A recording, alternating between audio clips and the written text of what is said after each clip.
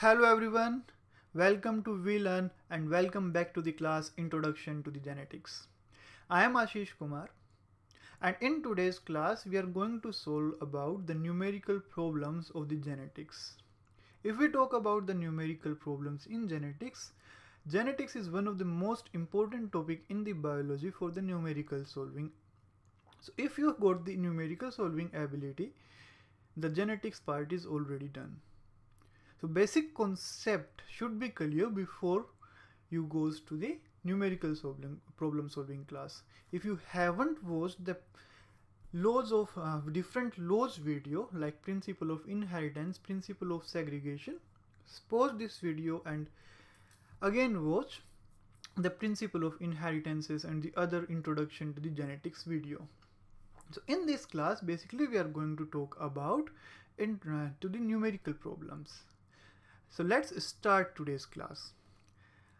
The first question here is, find the type of gametes produced by the plant having genotype capital A small a, capital B small b, capital C, capital D, small d, capital E. So if we consider the total number of gametes, so the total number of gametes is basically calculated by a formula that is 2 की power n, where this n represents the total number of heterozygote. N represent number of heterozygote.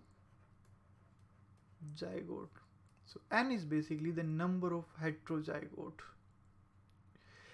If we talk about the number of heterozygote in this condition, if we look at this particular genotype, capital A, small a, capital B, small b, capital C, capital D, small d, capital E,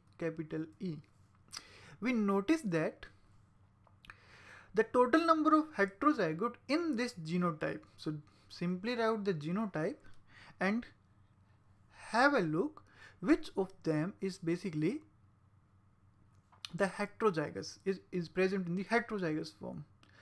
So if we look at this capital A small a, capital B small b and capital D small d, these all the three genes are basically present in the heterozygous form. So if we talk about the value of n in this particular program, the value of n would be equal to 3. So the value of n is 3. Simply put this value in the formula.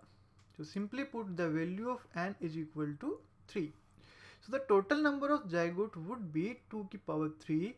That means the total number of gametes which will be produced by this particular genotype would be equal to 2 की power 3. That means total number of different type of gametes produced will be 8 gametes. So it will basically produce 8 gametes.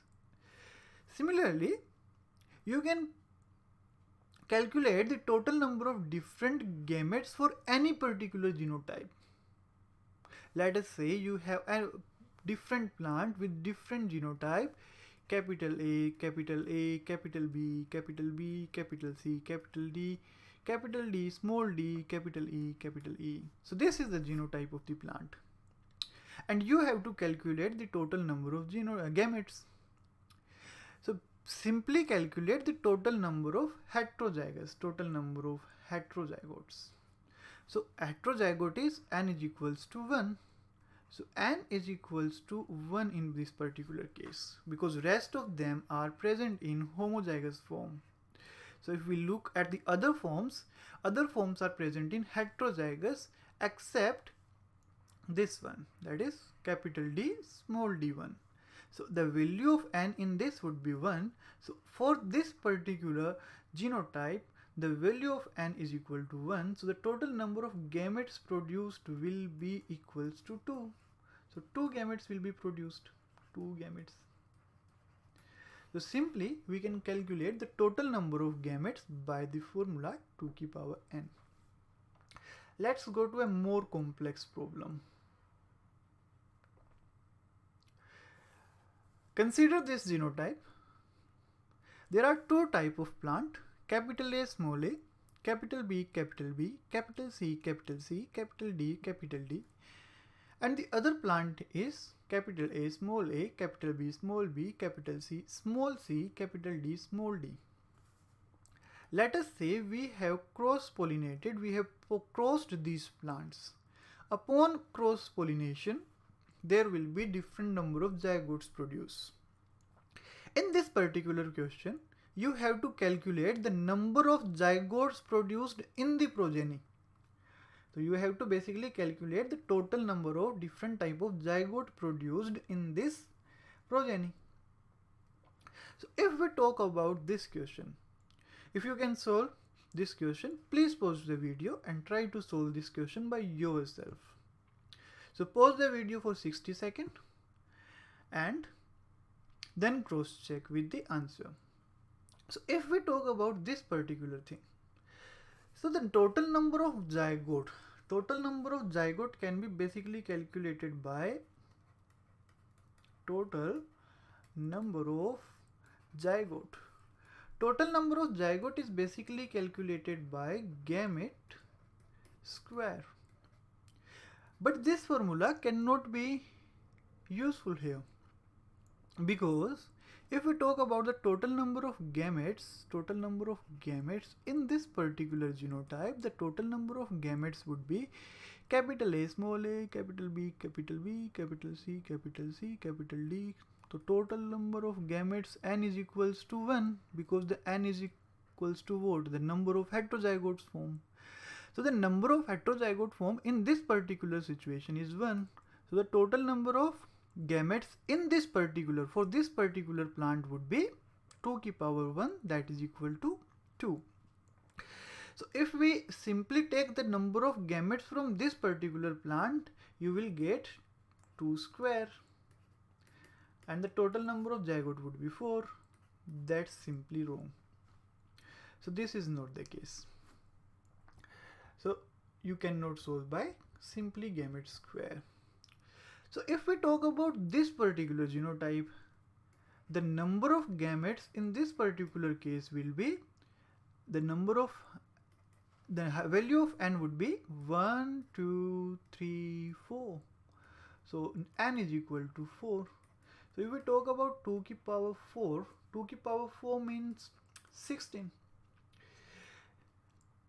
The basic problem comes when the total number of zygote, the student basically multiplies either 2 into 2 or simply by 16 multiplied by 16. In both the cases, the answer would be wrong. In this particular case, when the genotype of both the plant is different, you have to basically multiply the gamete 1, number of gametes in first plant, into number of gametes in the second plant. So in this particular case, the total number of zygote will be the number of gametes produced by the first plant and the number of the gametes produced by the second plant. So the total number of gametes would be 2 into 16. So 2 into 16 would be the total number of gametes. That means 32 would be the total number of gametes in this particular scenario.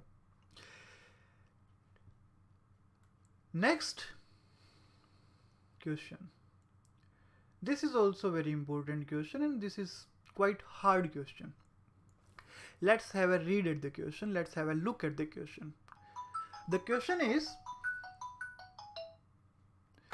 the F2 dihybrid phenotypic ratio, where the gene at one loci shows the incomplete dominance and at the other loci shows normal dominant recessive relationship. What is this?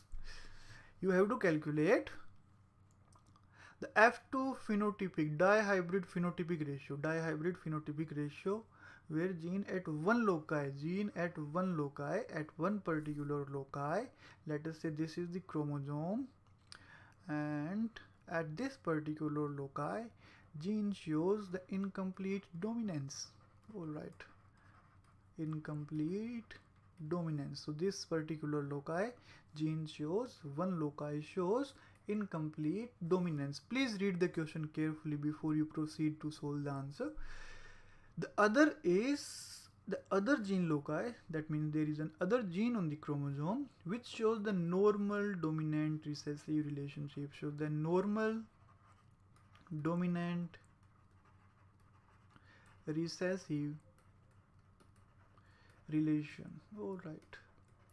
So the basic question is this incomplete dominance and this particular gene shows the normal dominant recessive relationship. All right.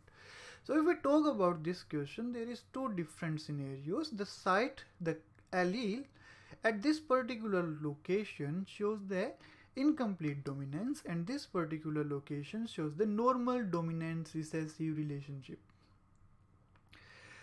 So this question is quite confusing, but this question can be easily solved by product rule.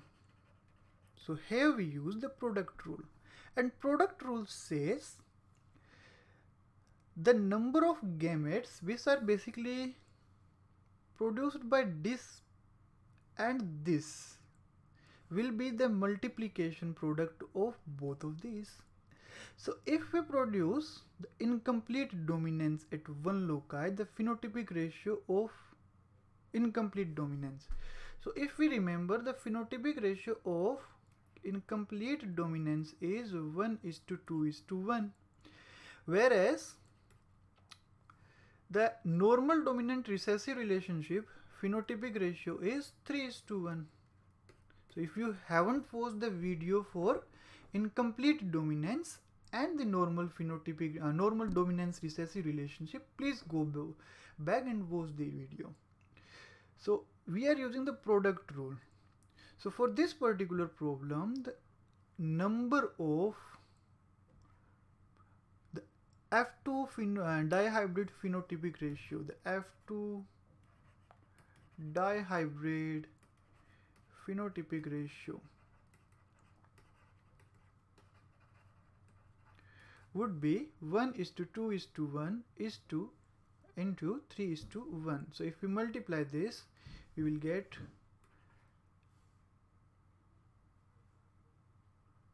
3:6:3:1:2:1.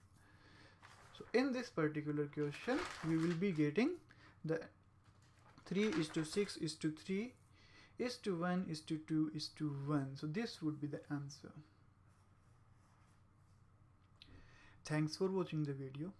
I hoped you loved the video. If you still have the doubts in these questions, please mention in the comment section. These are very important problems. These are very important numerical problems for genetics. Please go back and solve these questions by your own. So these are very important questions for the genetics. Hope you loved and enjoyed the video. Thanks for watching the video, and see you in the next video.